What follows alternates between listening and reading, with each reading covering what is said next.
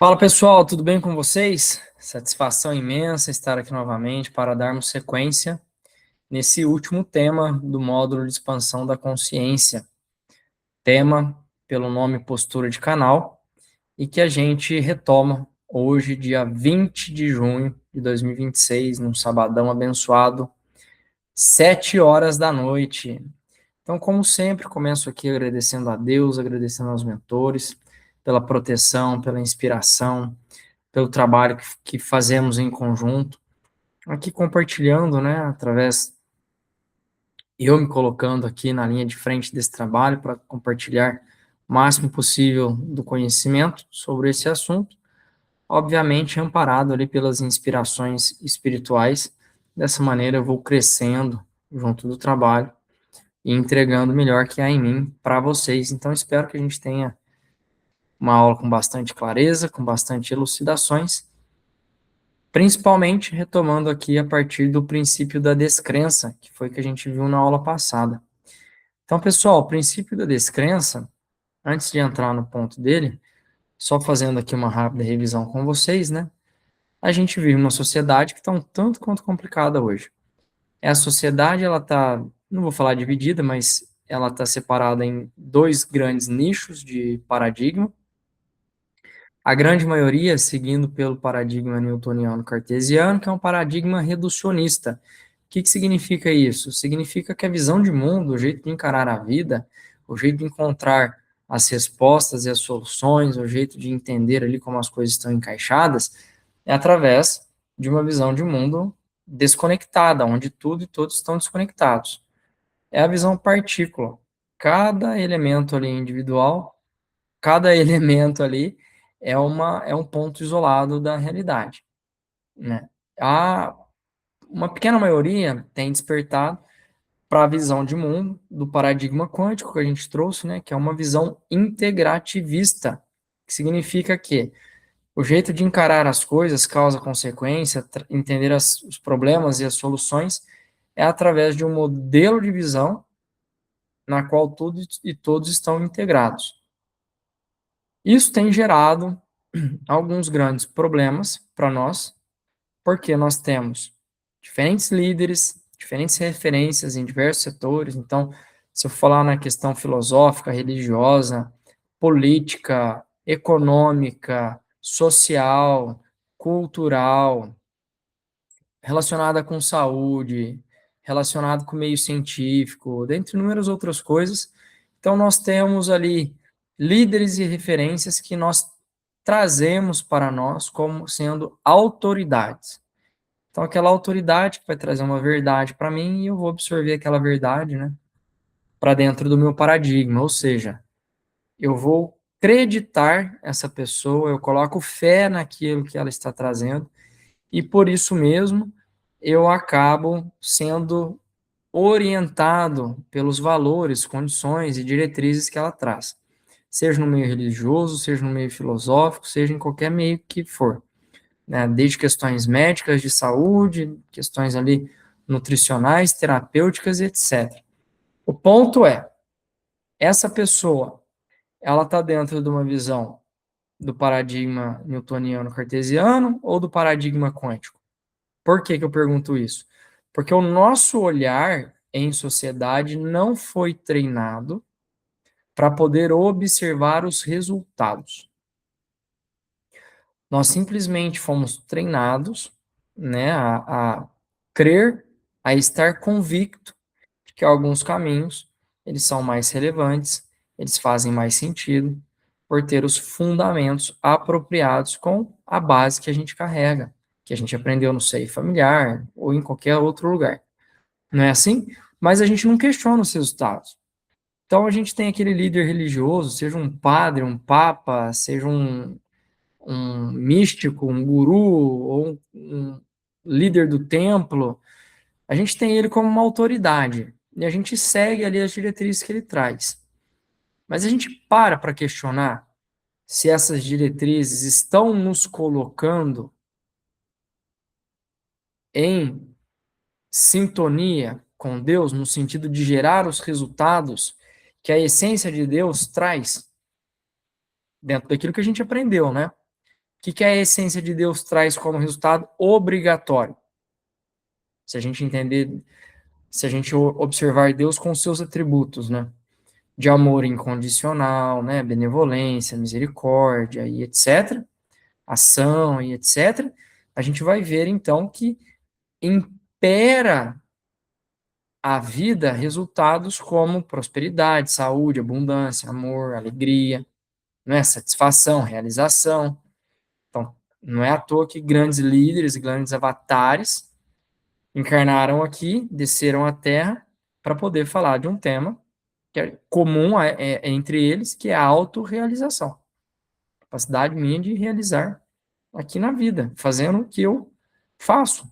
Meu trabalho, meu meio, minha parte social, pela visão integrativista, pela visão do paradigma quântico. Não é?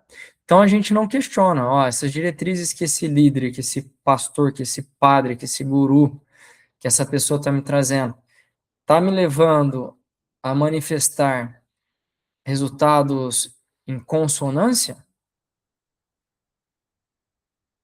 de mais alegria, de mais satisfação, de mais prosperidade, etc. Esse médico que está me norteando, ele está me levando a experimentar isso aí? A linha filosófica, o meu modelo de trabalho, né, as pessoas que eu tenho aqui como sendo referências em modelo de sucesso, de negócio e etc., estão me levando a experimentar isso na minha vida? As coisas não estão desconectas.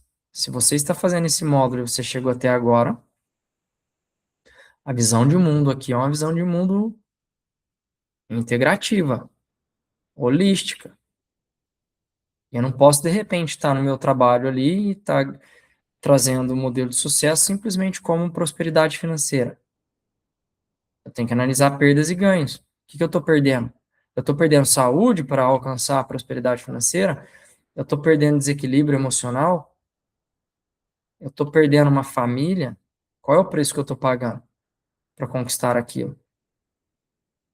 Então, quando a gente fala aqui de um setor, todos estão ligados. Quando eu me desenvolvo em um, eu tenho que me desenvolver em todos esses atributos. Todo o restante da minha vida, junto, são os ganhos que eu estou tendo. É mais saúde, é mais prosperidade, é mais abundância, é mais equilíbrio, é mais vigor, mais disposição. É isso que está acontecendo quando eu permito que alguma autoridade, alguma referência, algum líder em algum assunto me empreste suas crenças, me norteie sobre aquilo que é a verdade, sobre aquilo sobre a crença de como as coisas são naquele setor. Então, o nosso olhar não foi treinado para observar os resultados práticos, nem da nossa vida, nem do coletivo. E uma verdade que não tem como negar é que o grande mapa que essas pessoas estão entregando não condiz com o território. O que é o mapa? São as verdades que elas estão entregando de como as coisas funcionam. Essas verdades não condizem com o território da realidade divina, que é o alicerce fundamental da vida. Como que eu sei disso? Observando os resultados. As mazelas que a sociedade vive, os problemas, as dificuldades que enfrenta, dentre inúmeras outras coisas. Não só a sociedade, né, dentro aí do conceito coletivo, mas eu como indivíduo, você como indivíduo. E aí a gente tem uma fuga esquizofrênica, né? Uma fuga da realidade ali que é absoluta.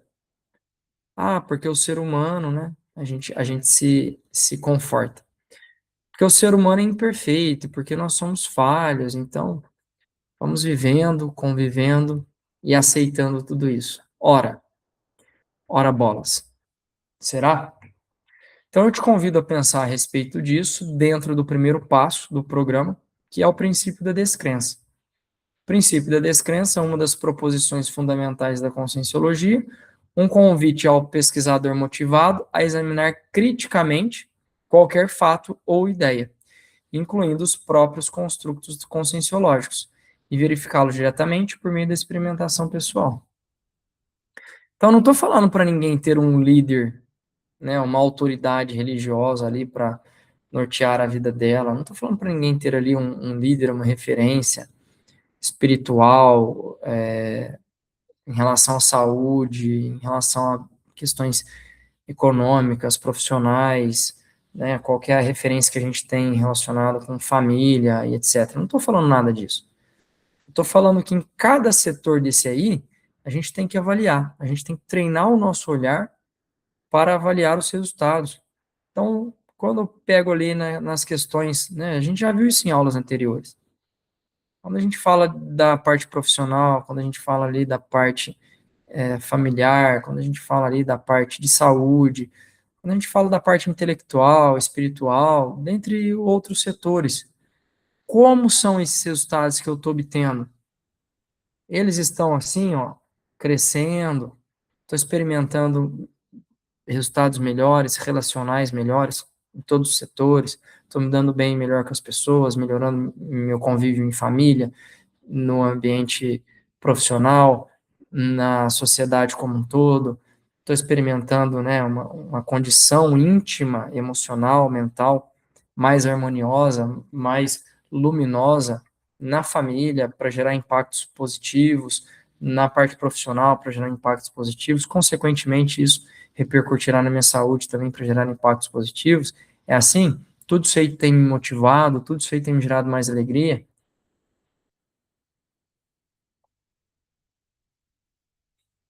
Desse jeito? A gente está observando? Ou de repente a gente não está nem analisando que às vezes estamos sendo norteados por cegos e que por não ter observado os nossos resultados práticos do dia a dia, somos cegos sendo norteados por outros cegos. E essa é uma verdade muito grande porque eu vivi isso na prática. Experimentei na dor esse conhecimento. Que é o próximo passo, né? A autoexperimentação. Que é o que ele está falando aqui. Então, o que ele está falando aqui? Olha, se você está ligado à conscienciologia, inclusive desconfie das ideias da conscienciologia. Faça o seguinte, comece a experimentar os resultados que o pessoal diz que deveria ter, e aí eu vou além, eu acrescento um ponto. Sobreponha esses resultados na base que a gente trouxe. Qual é a base? Essa base que tem que ser de resultados harmoniosos, de resultados ligados aos atributos de Deus. A gente tem que experimentar mais realização, mais alegria. Não tem como. Então ele está falando, pega isso aí, experimenta, faça uma experimentação pessoal desse resultado, e aí você vai discernir. Aí você vai separar o joio do trigo, né? Para não ficar ali na convicção, para não ficar ali acreditando, pondo fé de uma maneira cega, de uma maneira fanática, num líder religioso, num médico, num profissional da saúde X ou Y, né, um nutricionista, num terapeuta, num professor, num cientista. Então é mais ou menos isso. Porque lembrando, quando a gente desencarna, quando a gente desencarna, quando a gente passa dessa para outros planos, e à medida que a nossa jornada evolutiva vai acontecendo nos diferentes planos, nos diferentes planetas, a única coisa que a gente carrega são as convicções ali, as experiências e as memórias que a gente da nossa na nossa consciência através dessas nossas vivências. Então, se a gente é rígido, se a gente é fanático, a tendência da gente estar flexível e se adaptar a uma nova condição, ela vai ser mínima. E aí você sai daqui com as mesmas crenças e convicções que existia aqui para o próximo plano, na qual as coisas são diferentes. E aí, como é que funciona? Como é que faz? Quais são os resultados que você vai experimentar? Nem aqui você parava para observar os resultados e questionar. Pô, tô vivendo uma vida aqui de dificuldade, uma vida de mazela, uma vida de sofrimento. O que será que está acontecendo? O que será que está de errado dentro de mim? O que dentro de mim está me manifestando isso aí? Não parava para questionar. Aí, de repente, está num outro lugar, está num outro cenário, está numa outra condição, vivenciando outros tipos de mazela, outros tipos de dor e de sofrimento, não para pensar. Por quê? Continua sendo a mesma pessoa, com o mesmo fanatismo, com as mesmas crenças, apoiada ali nas mesmas convicções.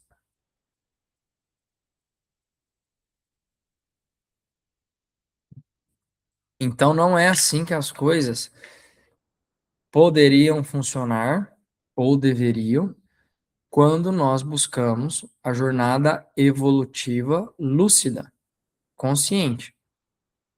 Esse aqui vai ser o primeiro passo para nós nos colocarmos numa condição flexível para a gente poder ir separando o joio do trigo através do segundo passo.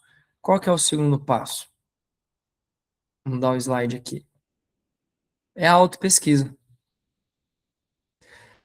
Porque se eu entendi que eu estou numa sociedade que tem essa divisão desses paradigmas, se eu entendi principalmente que quando eu me relaciono com conceitos subjetivos da realidade, olha só o que eu vou falar, prestem atenção. Não existe ainda uma realidade explícita para eu poder ali confrontar o que eu estou ouvindo de outras pessoas. O que eu quero dizer com isso? Eu não tenho um controle remoto hoje, ainda, que eu vou apertar o botão, vai abrir um portal aqui e eu vou lá checar eu por mim mesmo, com esse corpo, com essa minha consciência, com essa minha lucidez, a vida que está existindo nos diferentes planos que coexistem, lembra? Que coexistem aqui, por exemplo, nessa sala que eu estou.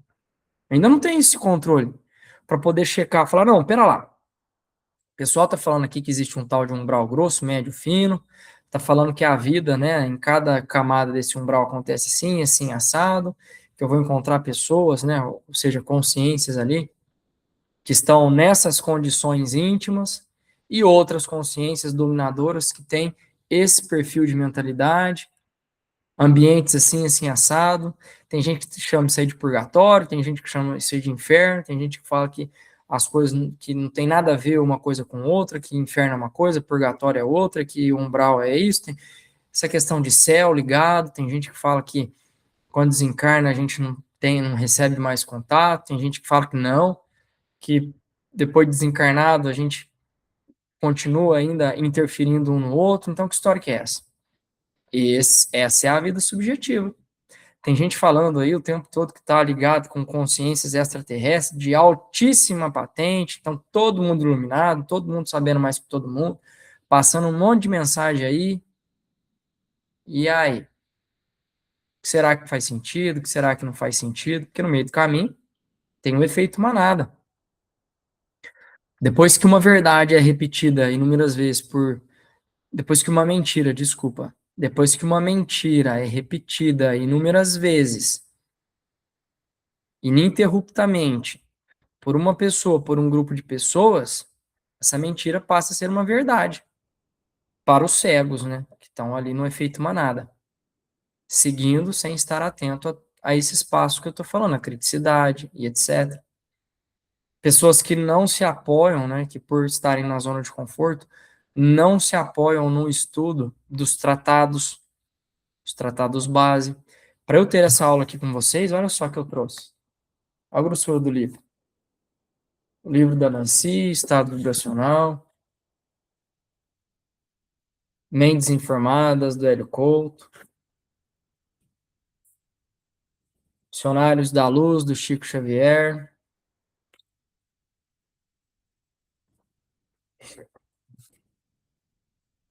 e um livro da Blavatsky. Uma aula de 1 hora.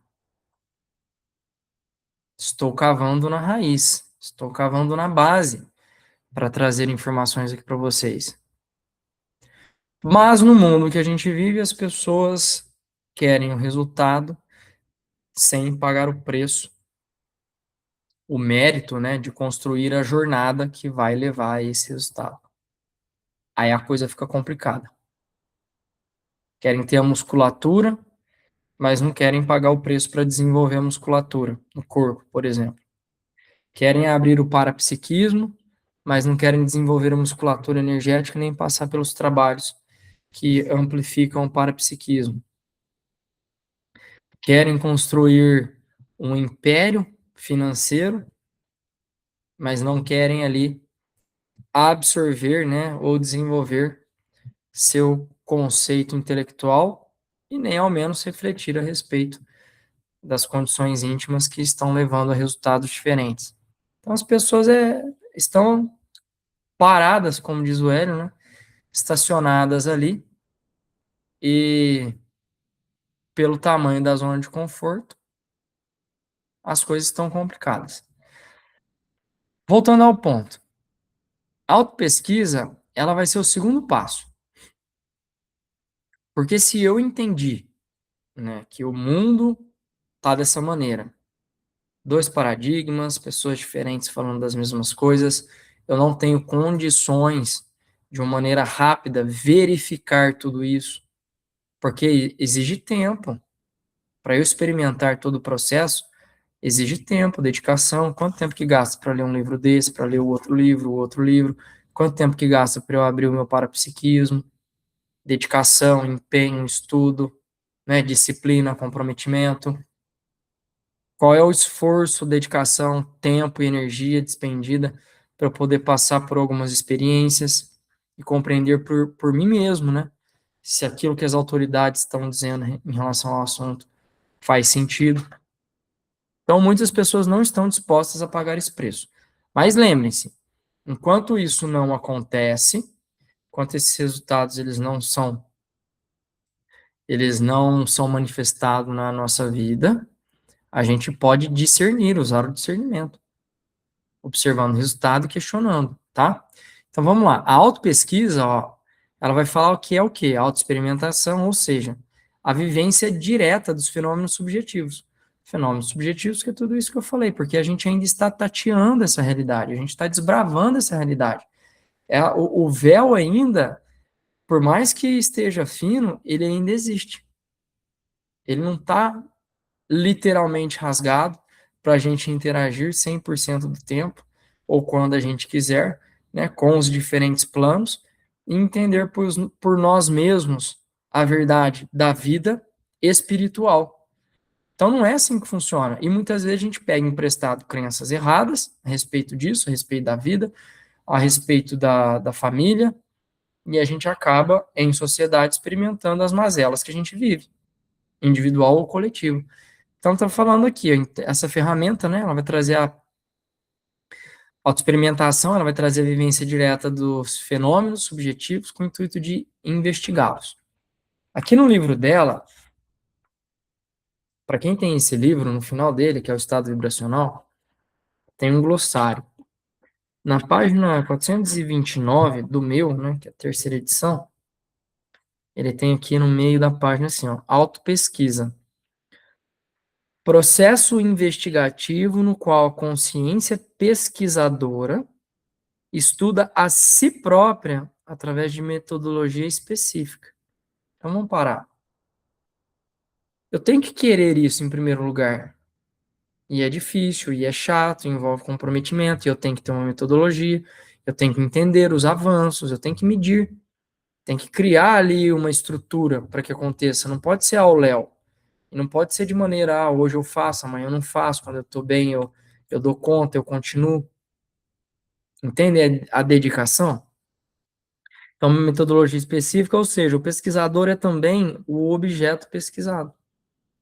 Aplicação de um aspecto do paradigma consciencial em que a consciência é, ao mesmo tempo, pesquisador, cobaia, laboratório e biblioteca. Não tem como. Se eu quiser entender por mim mesmo os fenômenos, eu preciso me colocar nessa postura. E aí eu trouxe um ponto legal aqui também, saindo aqui um pouco do protocolo, mas de última hora achei que era interessante. Aqui no livro Mentes Informadas, do Eric Couto, bem no comecinho, essa aqui é a quarta edição de 2018, está na página 37. Olha como é que ele vai trazer também, é a autopesquisa dele, né? No comecinho aqui da página. A primeira fase da pesquisa desta nova ferramenta que eu batizei com o nome de ressonância harmônica durou 10 anos. Nesse período, transferi diferentes consciências arquetípicas e observava como atuavam em mim. E ele falando dele, né? Como afetavam meu comportamento, emoções, sentimentos, trabalho, saúde, produtividade e etc. Eu não vou continuar, mas só para trazer aqui um insight, assim que as coisas acontecem. Tem os rumores, né, do Jung. Então, quando teve aquela ruptura, né, do Jung com o Freud, tem vários rumores, não sei, não cheguei a ler nenhum livro, né, que trazia isso como sendo uma verdade, mas alguns que apontavam esses rumores, que ele experimentava grandes experiências no quarto dele, subjetivas, que levavam ele, né, a expandir a consciência a ponto de enxergar as coisas do jeito que ele trazia. Então, em primeira pessoa ele trazendo, obviamente que atrás tem toda uma bagagem, obviamente que atrás ali tem todo um alicerce, né, de estudo, de embasamento, obviamente que as facilidades que a gente traz para essa vida, a gente tem que colocar no mérito ali do paradigma consciencial, que vai dizer que nós tivemos ações do pretérito, ações anteriores, que nos levaram a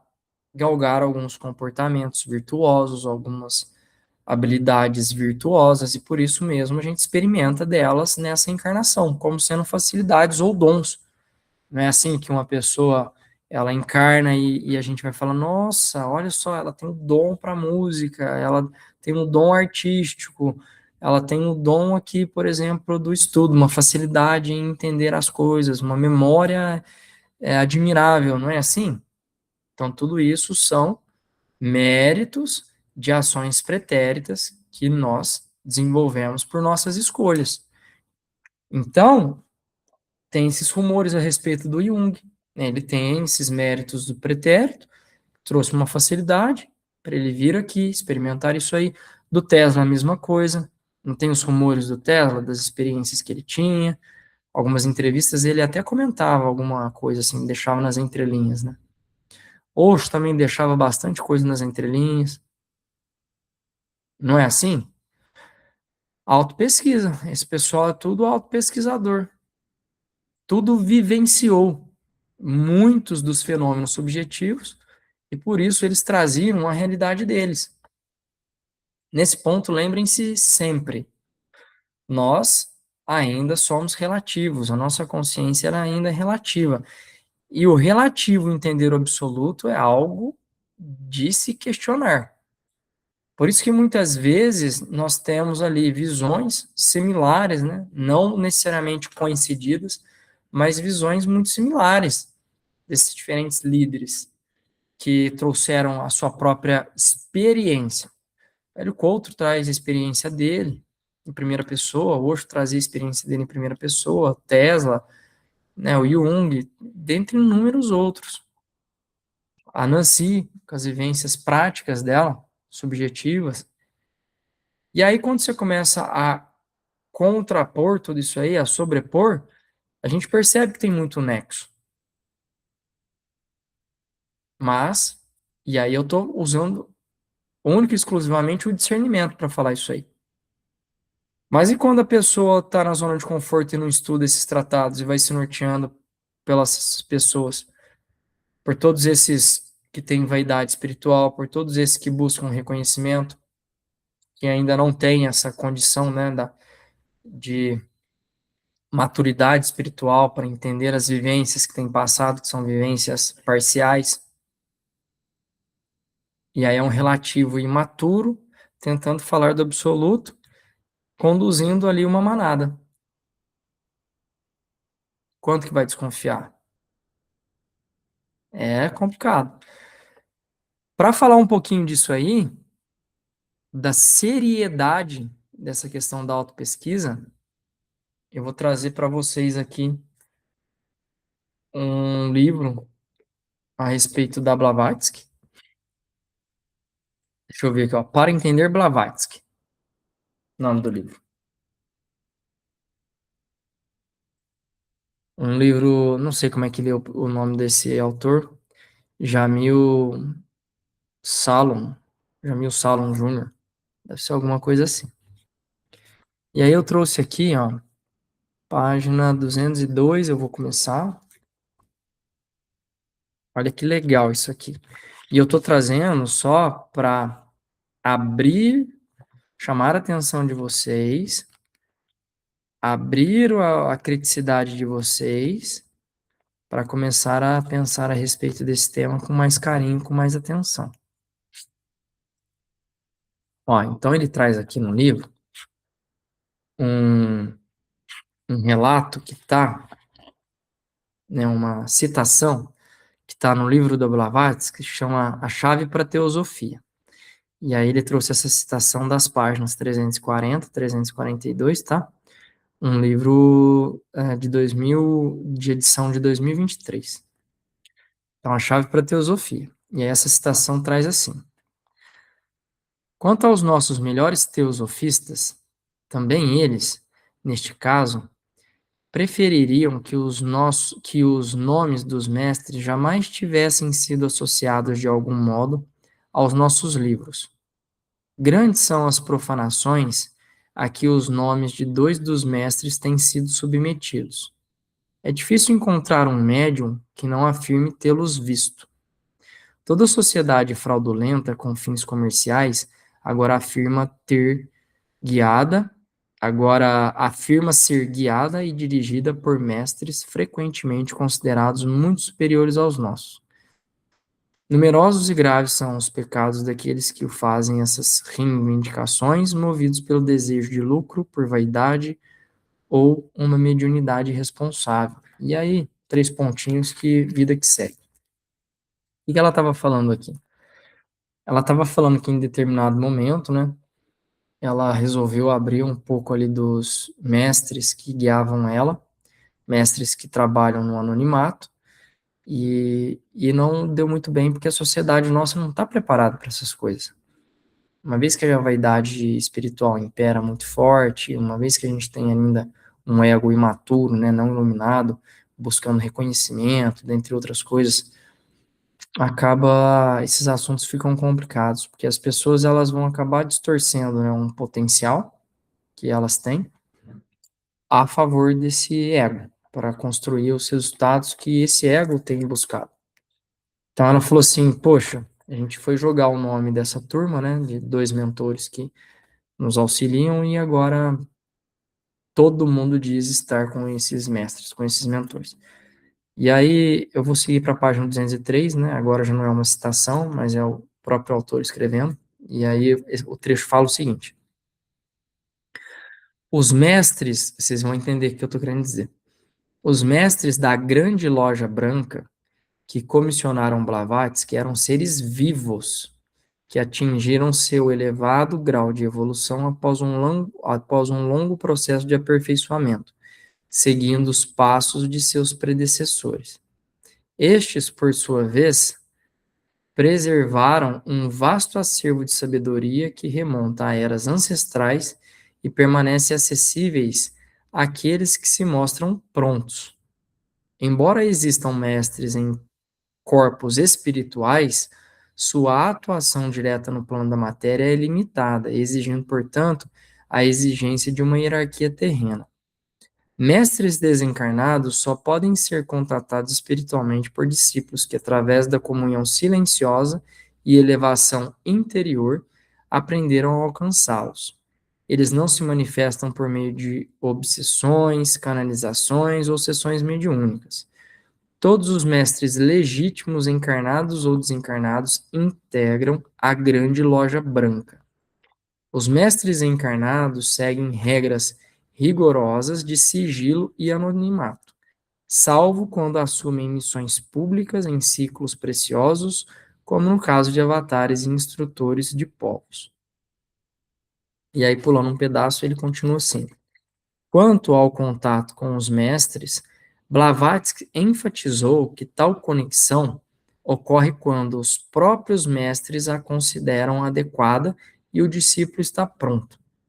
Daí a célebre frase: quando o discípulo está pronto, o mestre aparece. Estar pronto envolve estudo e longa preparação. E aí eu vou fazer um ponto aqui com vocês. A maior parte das pessoas, elas se motivam, que eu tenho visto por aí na internet, tá? Não estou falando assim da grande maioria. E eu, por algum tempo, me incluí dentro desse grupo. Então a gente se motiva pelas próprias conclusões, achando que já está pronto. E aí o Hélio tem um vídeo dele, o Hélio Couto tem um vídeo dele que ele traz muito essa frase, né? O problema é quando o aprendiz de feiticeiro já acha que é o feiticeiro. E muitas vezes isso tem acontecido. E aí a gente vai tirando as nossas próprias conclusões das interações que vêm acontecendo e vai passando informações distorcidas. Quem que vai saber separar o joio do trigo? Aquele que já está preparado. Caso contrário, aqueles que estão em efeito manada, em algum momento começarão a perceber alguns resultados gostosos e poderão, a partir daí, questionar. E aí, seguindo aqui, página 205, um outro ponto. Antes de encerrar esse capítulo, considero necessário fazer um alerta. Observamos que os ensinamentos de Blavatsky sobre os mestres foram, infelizmente, alvo de exageros e deturpações. Após sua morte, e apesar das advertências das escolas iniciáticas tradicionais, surgiram movimentos populares, especialmente nos Estados Unidos, que se proclamavam representantes legítimos da grande fraternidade branca. Contudo, esses grupos frequentemente divulgavam ideias que contradiziam os ensinamentos transmitidos por canais autorizados, como Blavatsky. A situação tornou-se tão descontrolada que a última comunicação reconhecida autêntica de um mestre da Grande Loja Branca foi enviada à segunda presidente da Sociedade Teosófica, a Anne Besant, em 1900. Posteriormente, publicada no livro Cartas dos Mestres de Sabedoria. Então, a mensagem do mestre Kuthumi, ainda encarnado à época, incluía o trecho. Aí ele traz a citação, né? O falatório acerca dos mestres deve ser silenciosa, mas firmemente eliminada. Que a devoção e o serviço sejam somente para aquele supremo espírito do qual cada um é parte. Nós trabalhamos. Deu errado. Tente novamente. Opa, não me atrapalha não. Nós trabalhamos anônima e silenciosamente, e a contínua referência a nós mesmos e a repetição dos nossos nomes gera uma aura confusa que atrapalha o nosso trabalho. E aí ele está falando assim, ó, infelizmente esse apelo foi amplamente ignorado no século XX, proliferaram movimentos que alegavam contato direto com os mestres e que banalizaram o assunto, distorcendo a ponto de torná-lo irreconhecível. Essas iniciativas, que certamente causariam consternação em Blavatsky, foram em grande parte inspiradas pelo livro Os Mestres e a Senda, publicado em 1925. E aí ele vai falar assim mais para frente, né, que as ideias de Leadbeater, não sei como é que fala, que fomentavam uma aura fortemente devocional em torno dos mestres, foram rapidamente combatidas por místicos, escolas iniciáticas e muitos teosofistas, né, que se consideraram um sério desvio dos ensinamentos originais da Blavatsky. Mas ele acabou influenciando, né, e trazendo aqui o que eu estou falando, eu vou ler um pedacinho do livro aqui. Vou ler aqui, ó. Entre os influenciados por Leadbeater, ou Leadbeater, não sei como é que fala, estava o engenheiro norte-americano Guy Ballard, que, na década de 1930, alegou ter encontrado pessoalmente o conde de Saint-Germain no Monte Shasta, uma montanha na Califórnia tida como ponto energético pelos nativos. Segundo Ballard, Saint-Germain, oculto na montanha, teria confiado a ele uma missão especial. E agora começa a bagunça, né? Sempre que a gente entra nessas missões especiais, se colocando assim nesses patamares, há de se desconfiar. Então, aqui, ó. Então, segundo Ballard, Saint-Germain oculto na montanha teria confiado uma missão especial. Ballard foi além, declarando-se um mestre da grande fraternidade branca, tal, tal, tal. E aí, enfim. Aí ele começou, o capítulo vai longo, mas aí começa. É daí que surge a questão da chama violeta, né? Transmutadora de karma, dentre outras coisas. E ele vai, deixa eu ver se ele vai falar aqui pra frente. Alguma coisa a respeito, né? Então, esse ponto aqui é importante, ó. O terceiro movimento, derivado dos ensinamentos de Ballard, surgiu na década de 1960, fundado pelo casal Mark Lyne e Elizabeth Clare, assim como os Ballard e Geraldine Innocent, basearam-se na premissa de canalizar mensagens dos chamados mestres ascensos, termo amplamente adotado por movimentos da época. Então, Mark e Elizabeth também se proclamaram mestres. Deixa eu ver. Ele vai falar das figuras históricas. E aí ele vai falar assim, ó, num ponto. A Helena Blavatsky nunca reivindicou vidas passadas extraordinárias, não se apresentou como mais de uma Shila, né, que significa discípulo dos mestres, e não incentivou devoção pessoal a eles. Além disso, ela foi cuidadosa ao preservar os anonimatos, tal, tal, tal. Tá, beleza. Mais um ponto aqui que eu quero trazer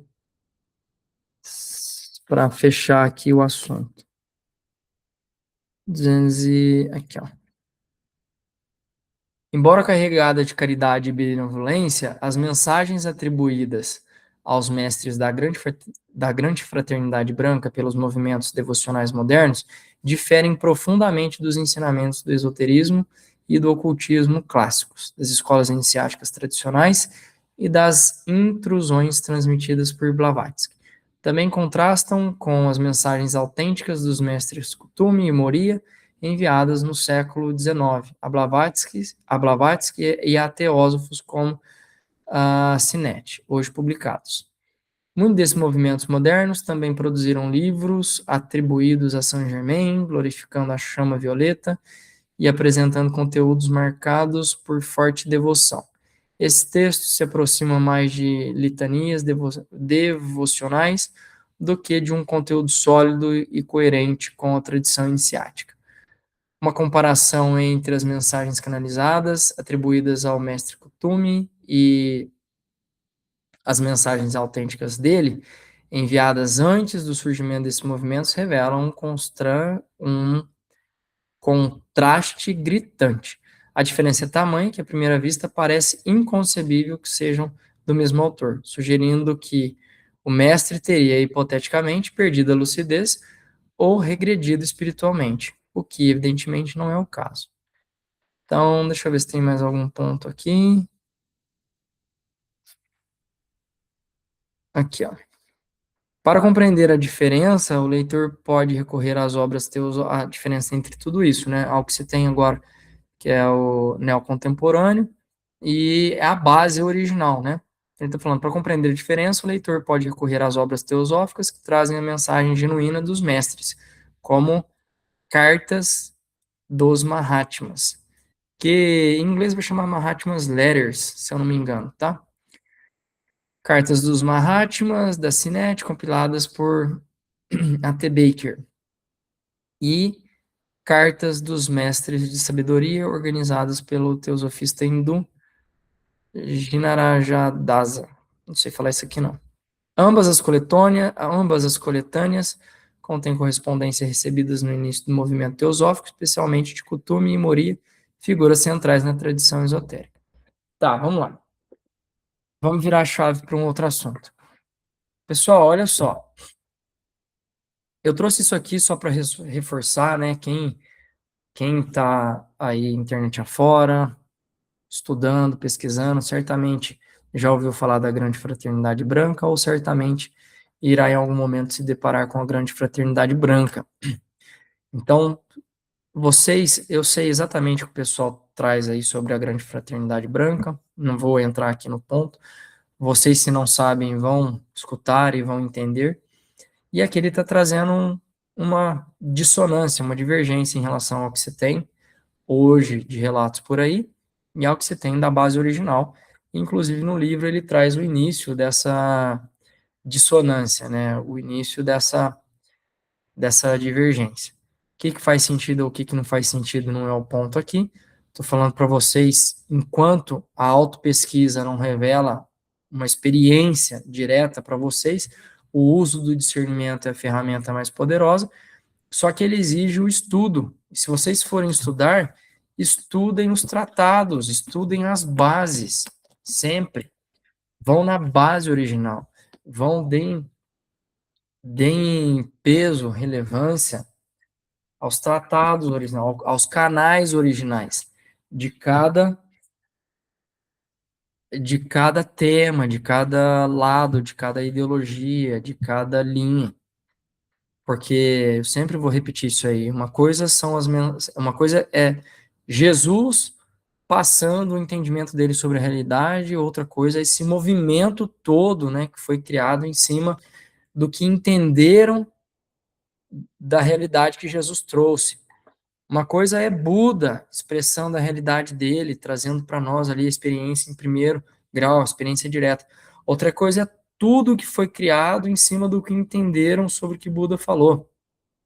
O mesmo acontece no hinduísmo, o mesmo acontece no taoísmo, o mesmo acontece em diferentes lugares, né, no xamanismo. Então, isso é muito complicado.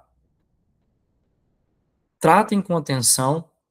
Coloquem aqui a autopesquisa como o primeiro passo para fazer jus ao princípio da descrença e que vai levar a gente, em algum momento, a avançar para o segundo ponto. E esse é o último tema nosso da aula de hoje, depois eu dou continuidade, que é a questão do autodesassédio, porque esse é o meu ponto de vista. Se essas coisas não estiverem muito bem ali, absorvidas no coração, a transformação de consciência que exige que a transformação de consciência necessária para a gente dar os saltos para essa jornada evolutiva, né, da iluminação, ela vai ser muito penosa, ela vai ser uma jornada lenta, ela vai ser uma jornada cheia de altos e baixos, e cheia de dores e cicatrizes,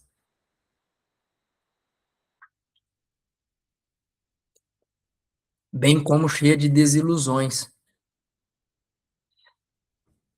Por quê? Esse aqui é o ponto fundamental. Então, eu desconfio das coisas, eu trago como possibilidade, eu entendo que eu tenho que trazer um nível de criticidade grande. Eu utilizo, então, para tudo isso aí, de dois fatores, o meu discernimento, né, do meu poder, da minha vontade, para poder dedicar energia, tempo em estudo, em expansão da consciência, ligados principalmente aos tratados originais, aos canais raízes, né, de alguns assuntos.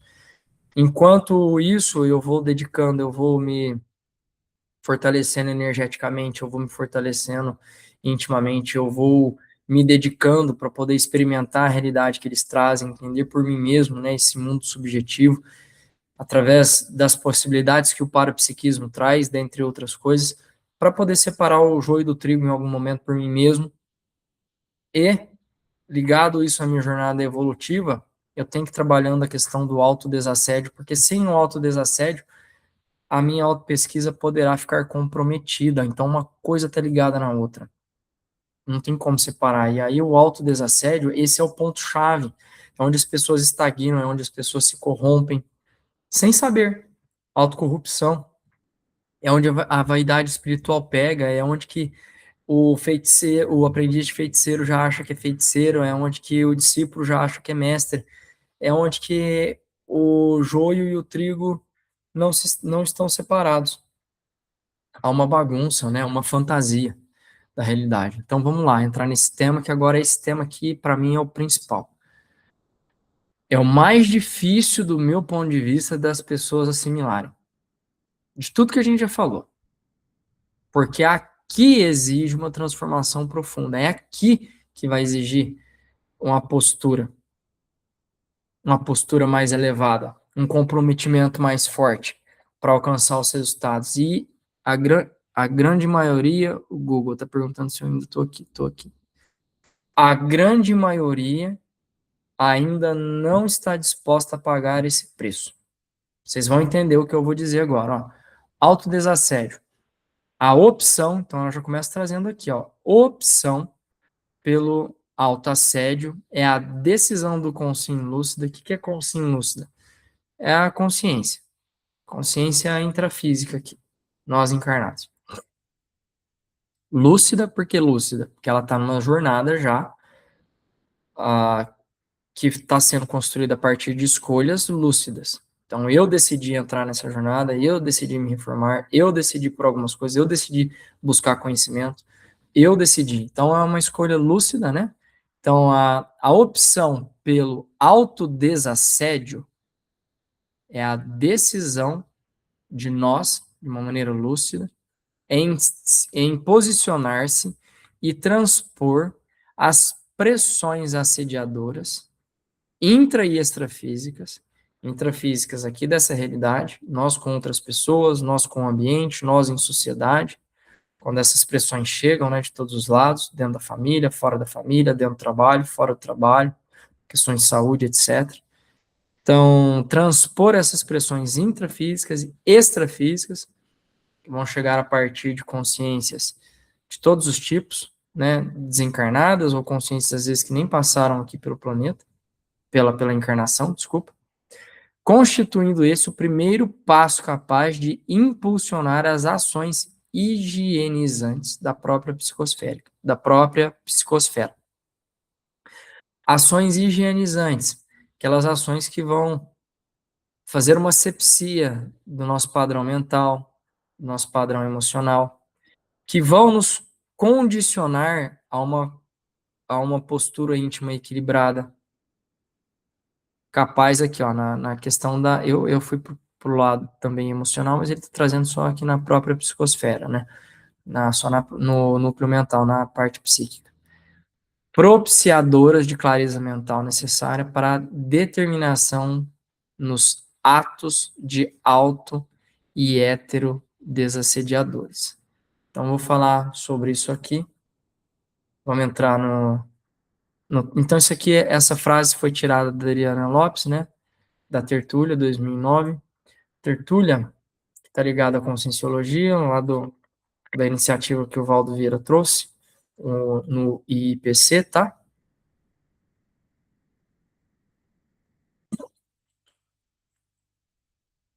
Mas eu quero trazer também algumas condições aqui da Nancy. Vou voltar a Nancy, depois eu vou para o livro, a aula vai ficar grande, vocês administrem essa aula, tá? Eu vou voltar aqui para Nancy, para o glossário dela, para a gente falar um pouco a respeito dessa questão de assédio e autodesassédio. Então, começando pelo seguinte, aqui no livro 400, na página 426, terceira edição dela, estado vibracional, a gente entra no glossário, e aí a gente vai ter assim, ó, acoplamento áurico, e aí ela está explicando. Processo por meio do qual se dá o entrosamento e fusão das auras ou campos energéticos de duas ou mais consciências com o consequente intercâmbio de energias. O mesmo que acoplamento energético ou energosférico.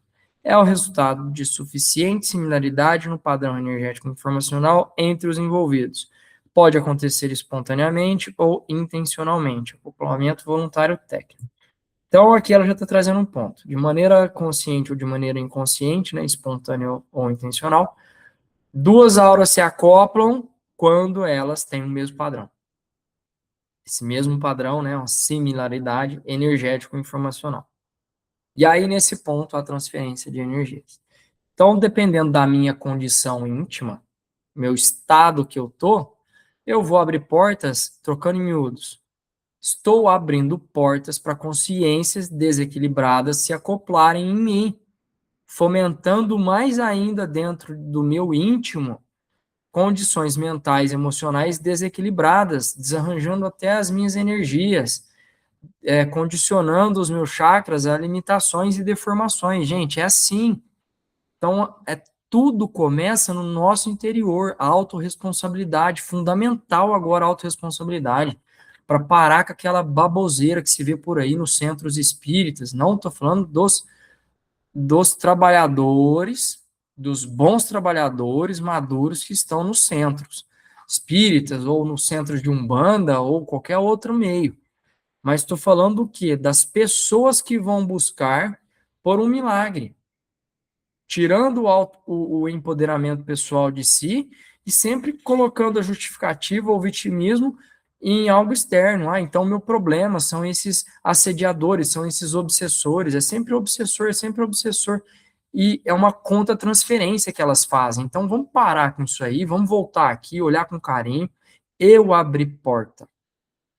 O acoplamento áurico aconteceu porque eu, com a minha condição íntima desequilibrada, preso em raiva, em revolta, em ira, preso em ganância, preso em qualquer coisa, em um não perdão, em uma não aceitação, preso aqui numa condição de baixa vibração, abrindo portas para consciências de baixa vibração. E nesse momento, a troca é um caminho duplo. Vai de lá para cá, quanto vem de cá para lá. Só que quando vem de lá para cá, seja isso pessoas encarnadas ou desencarnadas, porque pode acontecer nós, quando a gente entra numa briga, numa disputa, quando a gente entra numa vibe com outra pessoa aqui, meu vizinho, a minha filha, minha mãe, minha avó, meu parente, meu amigo, meu patrão, meu funcionário, qualquer pessoa. A gente entrou na vibe, o que aconteceu? A gente sai potencializado para pior se a vibe for ruim. Potencializa, não tem como. E aí, quando você tá nesse movimento, tá nessa vibe, abre portas para as consciências extrafísicas virem e dar uma acalentada no negócio. Entende? Então, primeiro ponto, acoplamento áurico. E aí, no glossário vem o seguinte: assediador. Assediador, ela traz o seguinte: consciência que faz intrusão ou que influencia a outra negativamente. O assediador, ele pode ser intrafísico, ou seja, nós encarnados, assediando outras pessoas, então, ou seja, influenciando negativamente outras pessoas, por qualquer motivo que seja, com boa ou com má intenção, para não começar a fazer vista grossa, mas é uma pessoa boa com boa intenção, que está cheia de problema e está espirrando esse problema por não ter maturidade suficiente, maturidade mental, maturidade emocional, maturidade espiritual. Por ter ali um monte de trauma guardado, não querer saber de resolver isso aí, não querer saber de enfrentar a dor dela e terceirizando ali as coisas. Então veio cheio de boas intenções fazer bagunça na vida dos outros. Acordem para isso, acordem para isso. Olha o tom, o tom que eu estou falando aqui, né? Para despertar mesmo. E aí que ela e o extrafísico é a mesma coisa. O assediador extrafísico, ele pode vir com más intenções ou pode vir com boas intenções. É fazer o mal, provocar ali estímulo negativo, não tem a ver com intenção. Obviamente, quando está mal intencionado, quando tem má índole, o negócio é pior, né? Porque aí tem conhecimento para poder ainda causar uma repercussão pior ainda. Aí que é o ponto-chave. E aí ela vai trazer assim no glossário: assédio, contaminação ou influência negativa de uma consciência sobre outra. De novo, contaminação ou influência negativa de uma consciência sobre outra. E aí ela está chamando isso aí de heteroassédio, que é o que está falando ali no final dessa frase, né, da nossa tela, né? Clareza mental necessária para determinação nos atos de auto e hetero desassediadores. Então, autoassédio é eu me assediando, heteroassédio é eu recebendo assédio de outra pessoa, ou eu provocando o assédio em outra pessoa, eu estou dentro ligado da condição de heteroassediador, tá? E aí ela vai falar assim, ó, realizada de modo não necessariamente intrusivo, sendo por vezes acolhida pelo indivíduo influenciado. Pode se referir ao assédio sobre si mesmo, autoassédio, no qual o indivíduo contamina a si próprio. É claro, Se eu tenho as minhas convicções, se eu tenho a minha rigidez, se eu tenho ali meus traumas, as minhas dores, as minhas frustrações, eu não sei resolver, eu não sei dar conta de mim. Isso tudo vai me gerando o quê? Um looping, uma revolta, condições ali deploráveis. No livro nessa esqueci aqui nesse compilado, né, nessa coleção. Na coleção aqui, nessa coleção, né, que é pelo mundo, a vida no mundo espiritual, 13 livros, né, aqui que eu tô vendo. Então tem um deles que o André Luiz vai explicando de uma maneira muito legal essas condições espirituais. Quando a pessoa vai entrando no looping dela, por rigidez, por qualquer outra coisa, e como ela vai deformando a mente dela, como ela vai deformando as condições dela. A partir de um momento que quando ela encarna, não tem como ela separar, né? Ela plantou, ela colhe. Não tem como invalidar essa lei.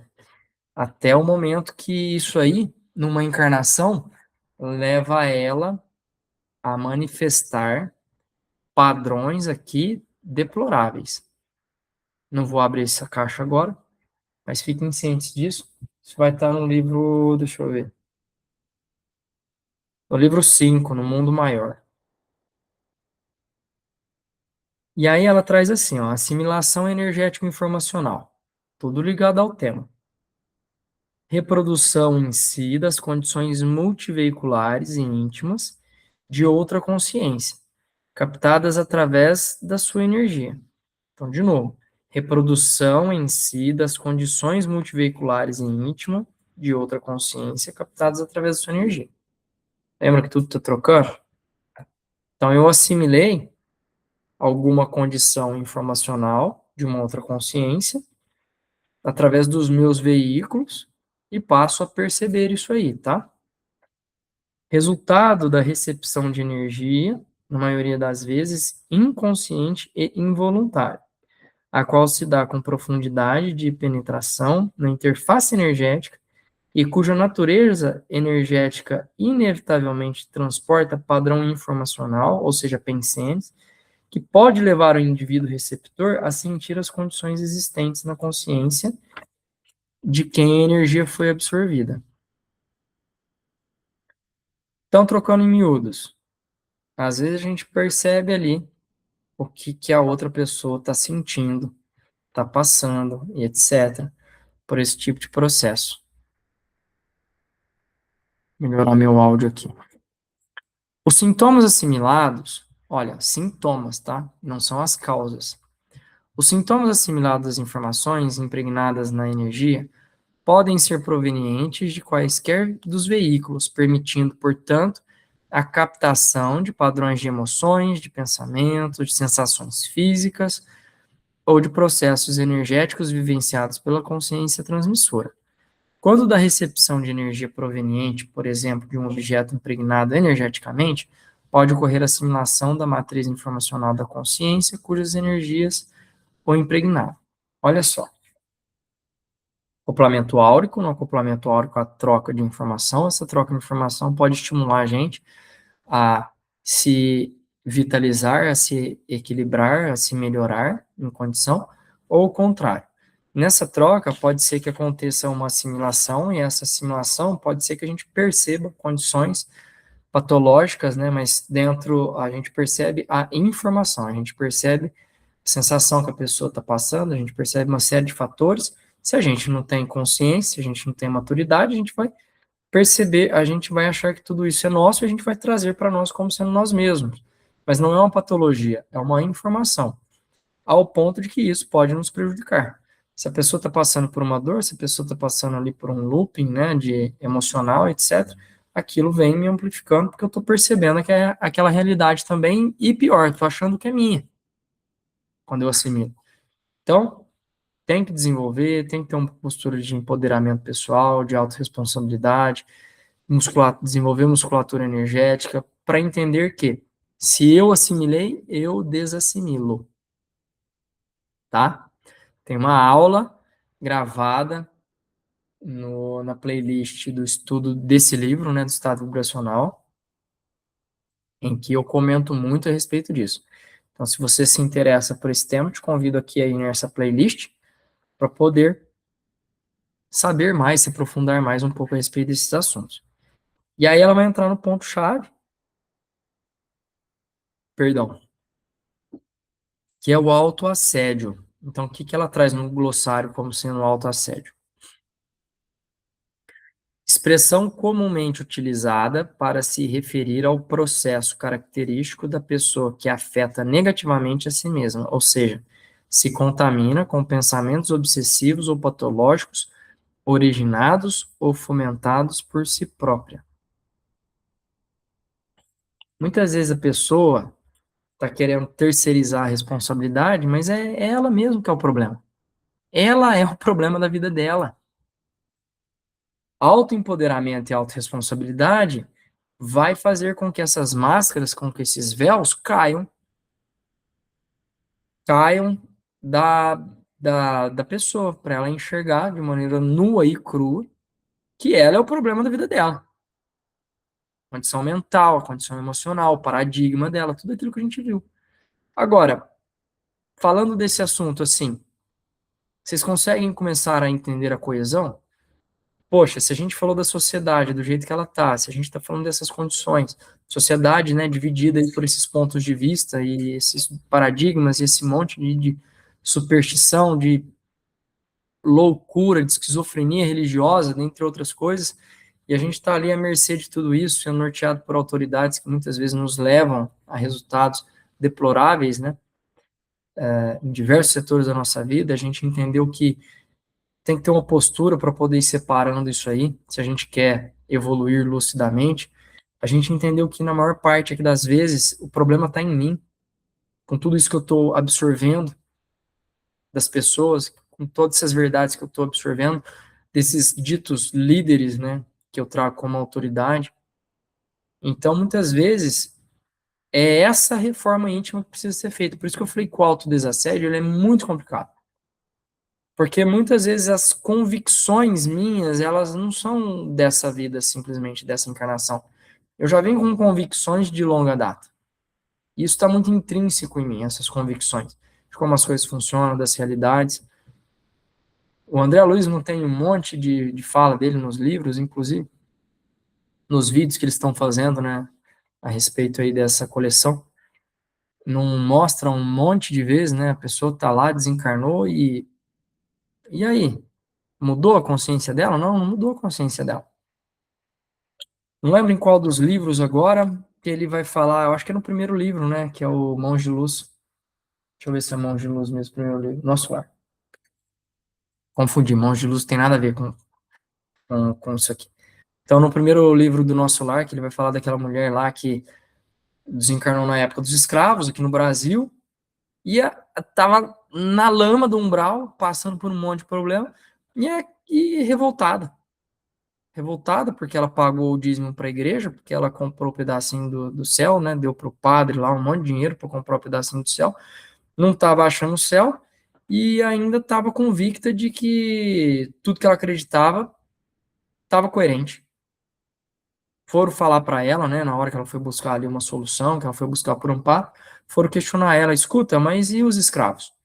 E tudo aquilo que você fez com eles, aquilo não tem peso, não tem relevância? E ela, de uma maneira muito natural, uai, não sei como que ela questionou, mas aqui eu vou criar um cenário para que não está muito distante, porque eu não lembro exatamente, mas para poder dar continuidade. E ela questionou: ah, mas eles não têm alma? Naquela época se falava muito isso, né? Ah, mas eles vieram aqui para poder como é que a gente, esqueci a palavra, me servir. Eles vieram para me servir. Eles não são filhos de Deus. Eles não têm alma. Fiz o que eu tinha que fazer. Comprei meu pedacinho do céu. Cadê meu pedacinho do céu? Ah, mas a senhora não prejudicou essas pessoas, assim, assim, assim? Nada que você for argumentar vai fazer ela mudar o ponto de vista dela, porque está muito convicto, porque está muito intrínseco. Então não é assim que se faz. E aí entra, né, uma série de tratativas para poder trazer assistencialismo para essas questões que não fazem parte aqui dessa discussão, mas só para ficar registrado. Então é um assunto complicado. E aí ele entra aqui também até na parte de autocorrupção, para a gente finalizar. Autocorrupção, principal falha na cosmoética. Ah, não, ela é para o próximo. Eu já estava entrando, ela é para o próximo slide. Tá, beleza. Trouxe esses pontos aqui da Nancy para a gente fechar. Autodesassédio. Lembra? Ele é o ponto de partida, ele é a minha reforma íntima. A minha reforma íntima que eu vou explorar possivelmente com profissionais qualificados. Eu sempre vou bater nessa tecla.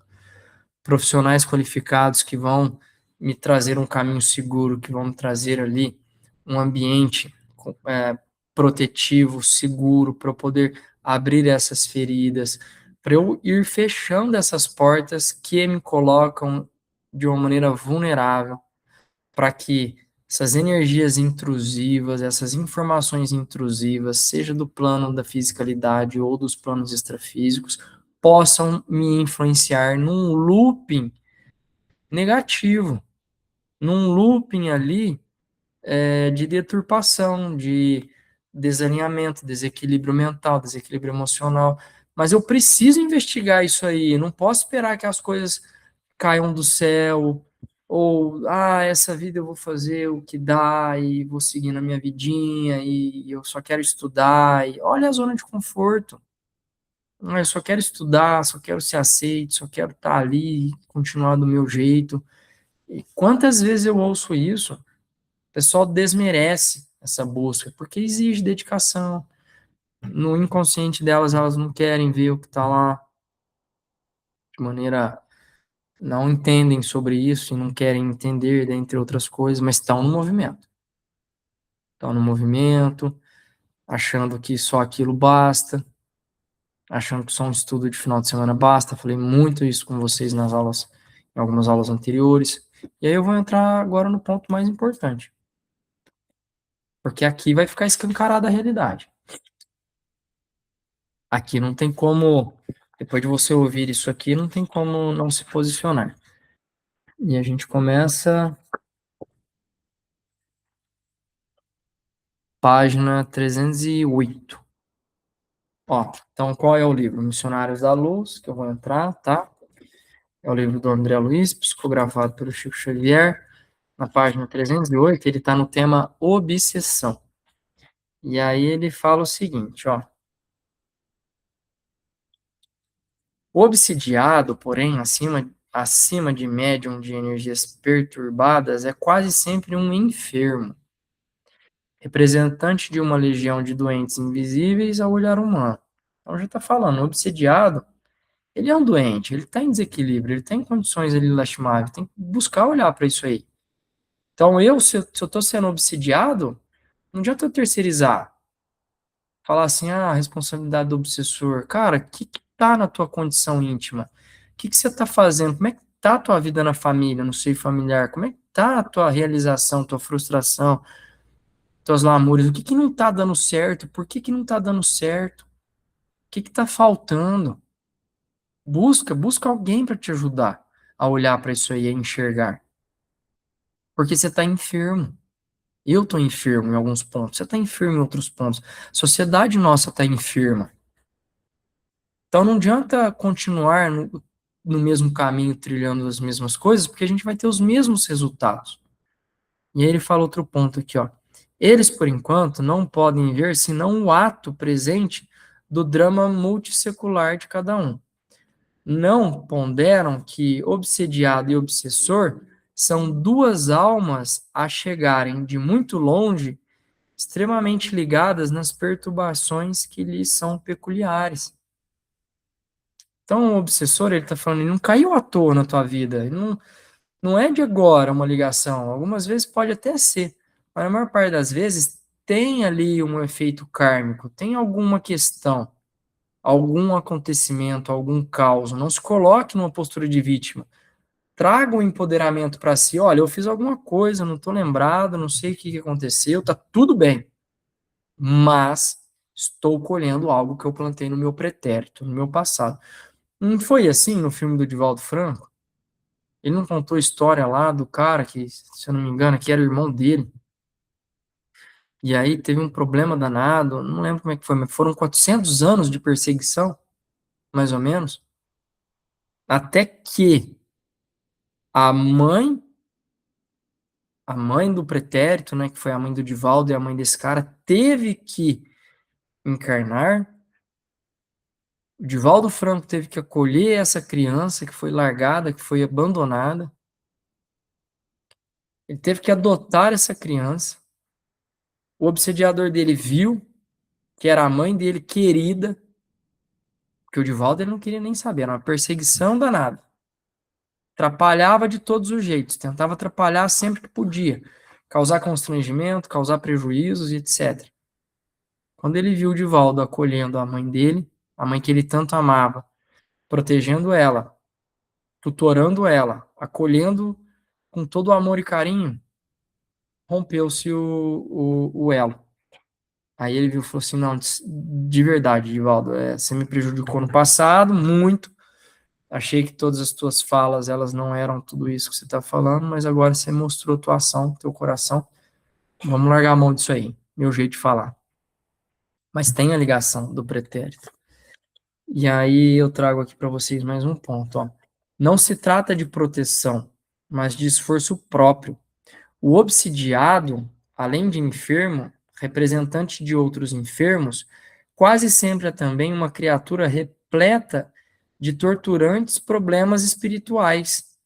Se lhe falta vontade firme para autoeducação, para a disciplina de si mesmo, é quase certo que prolongará sua condição dolorosa até a morte. Tá vendo? Você vai no centro, eles vão ali dar uma amenizada na situação, mas a condição não está resolvida, porque é preciso uma mudança de postura íntima, é preciso uma elevação de consciência, é preciso um salto ali em relação ao jeito de encarar e de enxergar a vida. Aí ele continua. Que acontece a um homem indiferente ao governo do próprio lar, indubitavelmente será assediado por mil e uma questões no curso de cada dia e acabará vencido, convertendo-se a um joguete das circunstâncias. Imagine agora que esse homem indiferente esteja cercado de inimigos que ele mesmo criou, adversários que lhe espreitam os menores gestos, tomados de sinistros propósitos, na maioria das vezes. Se não desperta para a realidade, para as realidades da situação, empunhando as armas de resistência e valendo-se do auxílio exterior que lhe é prestado pelos amigos, é razoável que permaneça esmagado. Esta a definição da maior parte, esta a definição da maior porcentagem dos casos espirituais que estamos tratando. Não representa, porém, a característica exclusiva das obsessões de ordem geral. E aí, pulando um pouco, se o obsediado está satisfeito na posição de desequilíbrio, há que esperar término de sua cegueira, a redução da rebeldia que lhe é própria, ou o afastamento da ignorância que lhe oculta a compreensão da verdade. Vocês estão vendo? A cegueira que eu trouxe, né? Que mantém a pessoa na zona de conforto, e aí ela simplesmente participa ali do movimento espiritual, religioso, vai na igreja, vai no templo, vai no terreiro, vai no seu local, participa de maneira, às vezes até ativa, ajudando fisicamente em ações, colaborando ali com algumas ações, mas não é disso que se trata, está falando de uma mudança interior, de uma reforma íntima, de algo que está muito ali preso, que talvez seja de longa data. Para a gente terminar,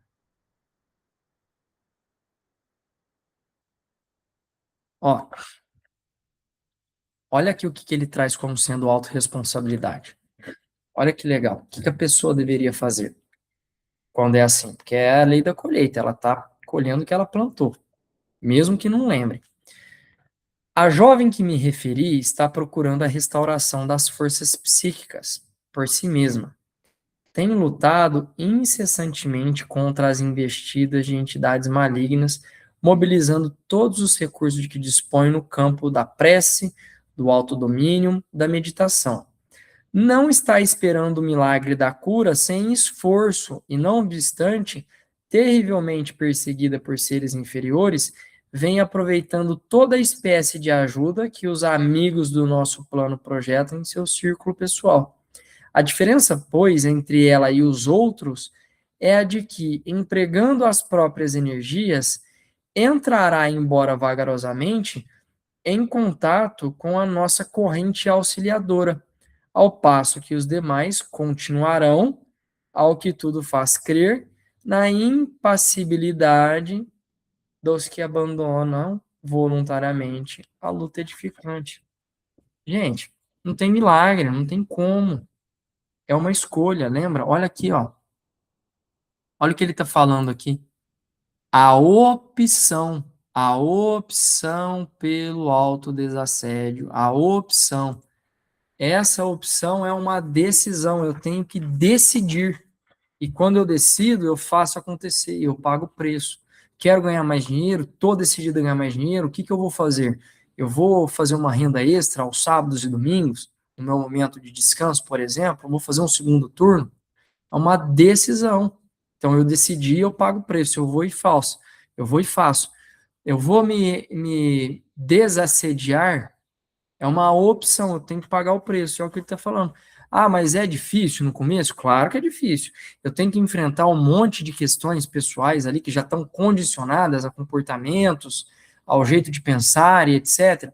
Sim, mas essa é a luta edificante.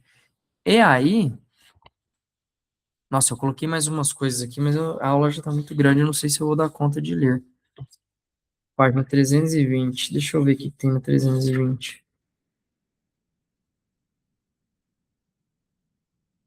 Ah,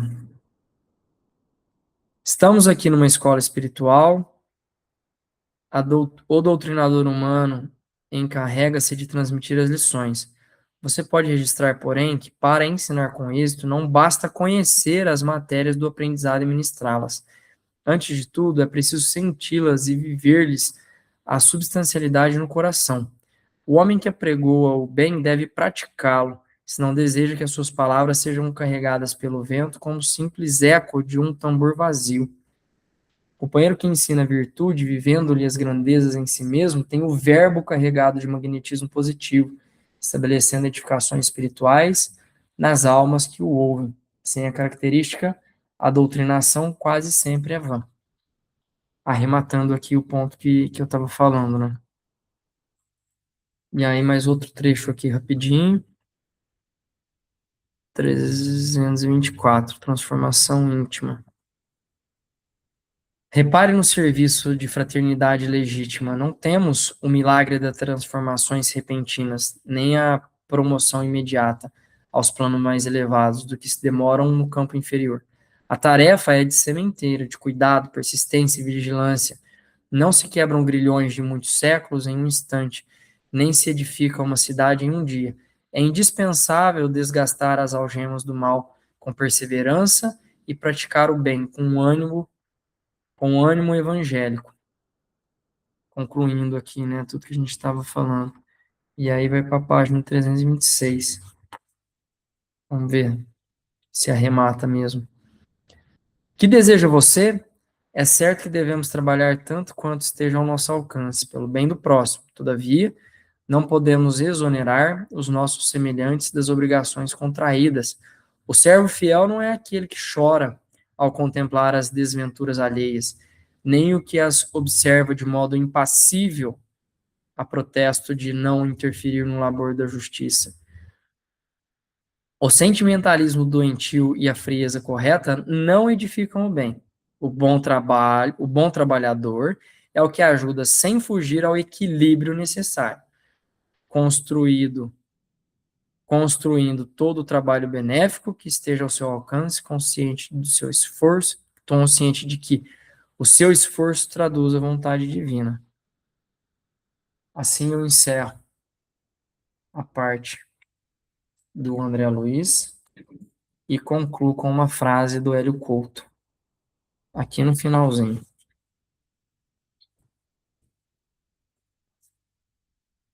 Tudo terá, tudo terá de mudar para que a humanidade tenha futuro. Isso implica em sair da zona de conforto e agir, ler, estudar e trabalhar, assumir a centelha divina que está dentro de cada um e viver de acordo com ela. Para assumir a centelha divina, a gente precisa fazer tudo isso que a gente está conversando aqui. E aqui está mais um trecho.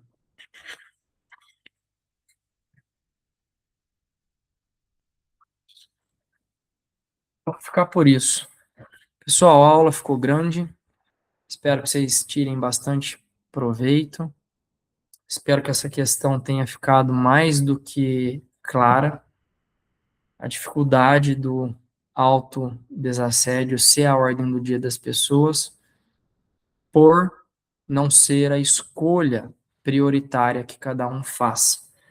A importância de praticar essa reforma íntima de modo a fechar as portas para poder expandir, abrir a consciência, experimentar a realidade subjetiva, conseguir dessa maneira separar o joio do trigo e servir como um canal com o mínimo de resíduo possível, com o mínimo de influência de um ego imaturo possível. Espero que vocês tenham gostado e até a próxima. Grande beijo.